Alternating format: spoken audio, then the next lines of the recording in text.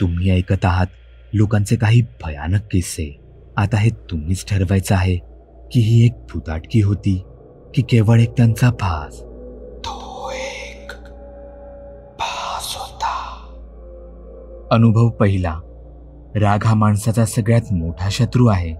आपल्या हातून घडणाऱ्या बऱ्याचशा चुका या बहुतेकदा रागाच्या भरातच होतात. त्यावेळी माझ्यासोबत काहीसं तसंच घडलं होतं. मला चांगलं आठवतंय, काहीशा घरगुती कारणांमुळे माझं घरच्यांशी तेव्हा जोराचं भांडण झालं होतं. ऐन संध्याकाळी बत्ती लावण्याच्या वेळी आमच्या घरात जोरजोरात वाद सुरू होता. मी तर रागात रात्री जेवायलाही नाही आलो. आजोबांच्या खोलीत बसून मी रडत बसलो होतो. तेव्हा असं वाटू लागलं जसं की अख्खं जगच माझ्या विरोधात उभं आहे. मला मी फार एकटा असल्यासारखं वाटू लागलं. रात्र झाली होती. घरचे कदाचित झोपले होते. मी उठलो, घराचं दार उघडलं आणि सरळ घराबाहेर निघालो. मी रडत होतो. आतून खूप दुःखी होतो. एरवी भयानक वाटणारी ती रात्र आज मात्र मला हवीशी वाटत होती. गावची कुत्री मला पाहून भुंकू लागली. पण मी आपल्याच विचारात हरवलो होतो. माझ्या मनात कसलीच भीती नव्हती. मनात होता तो फक्त राग. आता गावचा रस्ता संपून जंगलाचा मार्ग सुरू झाला होता. गावात साथीला असलेल्या रस्त्यांवरील दिव्यांचा प्रकाश गाव संपताच तोही साथ सोडून गेला होता. आता कुठे माझ्या मनात थोडी भीती घर करू लागली. पण मला कुठेही थांबावंसं वाटत नव्हतं. जंगलातून येणाऱ्या कोल्ह्यांच्या रडण्याचा आवाज, घुबड्यांचा घुतकार, रातकिड्यांची किरकिर जणू माझं जंगलात स्वागत करत होते. किंवा मला जंगलात सामावून घेण्यासाठी ते आतुर झाले होते. मी त्यावेळी मूर्खासारखा माझ्या मनाचं ऐकत कच्च्या रस्त्याने एकटाच चाललो होतो. अचानकच बाजूने एक बाईक गेली.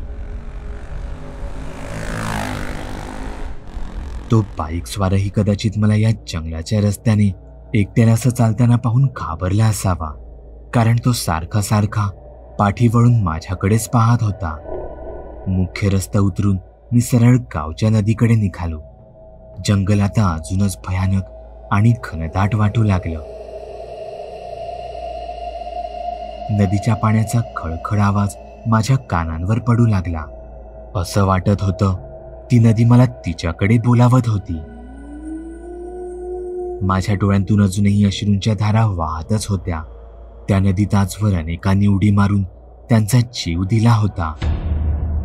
ती नदी जणू मलाही तेच करायला सांगत होती. नदीचं पाणी आकाशातील पौर्णिमेच्या चंद्राने अगदीच उजळून निघालं होतं. इतक्यात मला एका बाईच्या ओरडण्याचा, किंचाळण्याचा आवाज येऊ लागला. ती मदतीसाठी किंचाळत होती, हाका मारत होती, रडत होती. मी झाडाआड लपलो. इतक्या वेळात पहिल्यांदा मला भीतीची जाणीव झाली होती. मी झाडाआडूनच त्या आवाजाच्या दिशेने पाहू लागलो. समोरील दृश्य भयानक होतं. एक माणूस त्याच्या बायकोचे केस पकडून तिला नदीत बुडवू पाहत होता. ती बाई मात्र तिचा जीव वाचवण्यासाठी पाण्यात जोरजोरात हातपाय मारत होती. मी तिथे नुसताच बघू शकत नव्हतो.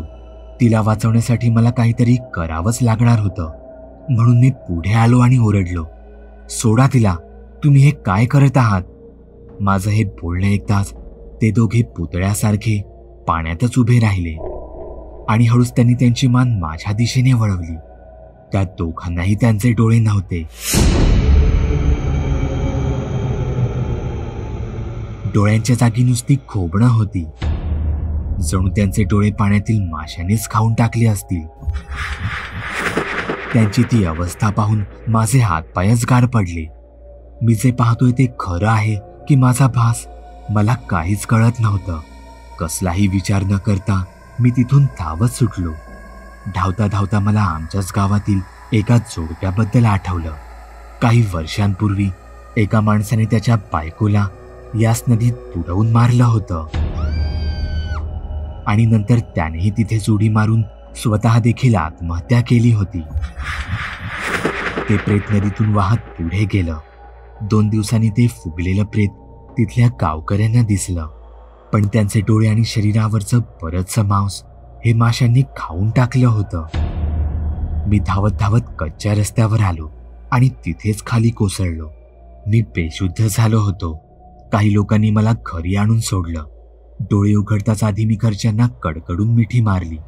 संकटापासून पळ काढण्यासाठी बऱ्याचदा मरणाचा मार्ग स्वीकारला जातो, पण अशा मरणानंतरही आपल्याला मुक्ती मिळेल याची मात्र कोणालाच खात्री नसते.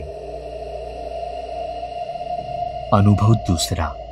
त्या रात्री अमावस्या लागणार होती, म्हणून माझी आई सारखं सांगत होती, आज कुठे बाहेर जाऊ नकोस. पण शेजारच्या गावात आमची क्रिकेटची मॅच असल्याने मला तिथे जाणं भाग होतं. त्यातच ती मॅच रात्रीची ठेवली होती. त्या गावच्या एका राजकारणी माणसाने त्या मॅचचं आयोजन केलं होतं. त्यात भरघोस बक्षीसही ठेवण्यात आली होती. विशेष म्हणजे लांबून लांबून पोरं तिथे सहभाग घ्यायला आणि मॅच पाहायला म्हणून आली होती. गावच्या ठिकाणी असा भव्य क्रिकेट सामना म्हणजे आमच्यासाठी एक आनंदाचीच गोष्ट होती. रात्री साधारण 12:30च्या सुमारास आम्ही तिथून निघालो. एका बाईकवर आम्ही 3 जण बसलो होतो. बाईक मी चालवत होतो. आम्हाला घरी लवकर पोहोचून थोडीशी झोप घेऊन सकाळी पुन्हा शेतावरची कामं करायला जायचं होतं, म्हणून मी बाईक वेगात चालवत होतो. माझ्या मित्रांच्या पाठी क्रिकेटच्या गप्पा चालू होत्या. कोकणातला रस्ता म्हणजे साहजिकच तो दोन्ही बाजूनी दाट झाडाने घेरलेला होता. माझ्या डोक्यात आईने सांगितलेली गोष्ट फिरत होती, आज अमावस्या आहे, आज कुठे बाहेर जाऊ नकोस. माझी नजर वर आकाशाकडे गेली. चांदण्यांची टिमटिम सोडली तर आकाशात संपूर्ण काळोख पसरला होता. मी रस्त्यावर समोर पाहू लागलो. दूर दूरवर कोणतंच वाहन दिसत नव्हतं. पाठून मित्र ओरडत होते, अरे पळव लवकर बाईक, काय हळूहळू चालवतोयस. त्यांचं बोलणं ऐकून मीही माझ्या बाईकचा वेग अजून वाढवला. मित्रांच्या गप्पा माझ्या सतत कानावर पडत होत्या. वळणावळणावरूनही माझी गाडी वेगात चालली होती. तेवढ्यात समोर एक तीक्ष्ण वळण आलं. त्यातच मला पुढे रस्त्यात मधोमध एक बाई उभी दिसली. ती पांढऱ्या साडीमध्ये होती. तिचे केस चेहऱ्यावर मोकळे सोडलेले होते, त्यामुळे मला तिचा चेहरा नीट दिसत नव्हता. पण ती रस्त्यात मधोमध उभी होती. तिला पाहून मी जोरात ब्रेक मारला. अचानक मारलेल्या या ब्रेकमुळे आमची गाडी थोडक्यात स्लिप होता होता वाचली. काय रे, काय झालं तुला? माझा मित्र शिव्या घालतच मला म्हणाला. मी घाबरून त्या बाईकडेच पाहत होतो. ती बाई. मी काही बोलणार तोच एक पाण्याचा टँकर भरधाव वेगात माझ्या समोर त्या बाईच्या आरपार निघून गेला.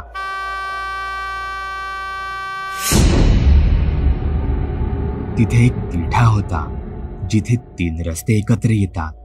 तो असा रस्ता आहे की तिसऱ्या वाटेने येणारी वाहनं झाडांमुळे आणि तिथे असलेल्या तीक्ष्ण वळणामुळे आपल्याला सहज दिसत नाही. त्यामुळे तिथे वेग हा नेहमी कमी करावा लागतो. तो तिठा आमच्या गावी रस्ते अपघातासाठी खूप प्रसिद्ध आहे. महिन्याला तिथे 2 ते 3 मोठे अपघात होतात. पाठी मित्रांचं बोलणं ऐकण्याच्या नादात मी ते विसरून गेलो होतो. अचानकच समोर ती बाई दिसल्याने मी जोराचा ब्रेक दाबला आणि तेवढ्यातच तिसऱ्या मार्गाने एक पाण्याचा टँकर आमच्या समोरून पास झाला. टँकर तिथून निघून जाताच ती बाई ही कुठे दिसेनाशी झाली. ती बाई नेमकी कोण होती, ती तिथे काय करत होती आणि अचानक कुठे गायब झाली हे मला काहीच कळलं नाही. पण त्या दिवशी जर का मी तिला पाहून ब्रेक दाबला नसता तर त्या टँकरने आम्हाला उडवलंच असतं.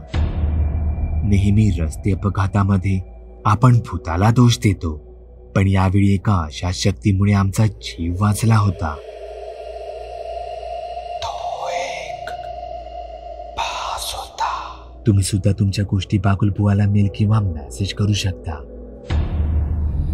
बागुलबुवा चॅनलवर अपलोड केलेल्या नवीन व्हिडिओची नोटिफिकेशन मिळवण्यासाठी चॅनल सबस्क्राईब करायला विसरू नका. व्हिडिओ आवडला तर आमच्या मेहनतीचा मोबदला म्हणून तो लाईक करून मित्रांसोबत जरूर शेअर करा. चॅनलवरचे इतर व्हिडिओ पाहण्यासाठी इथे क्लिक करा. तसेच चॅनलवरची प्लेलिस्टही चेक करा. दर दिवशी नवनवीन भूतांचे व्हिडिओ बनवून मी तुमचं मनोरंजन करत राहू याची खात्री बाळगा.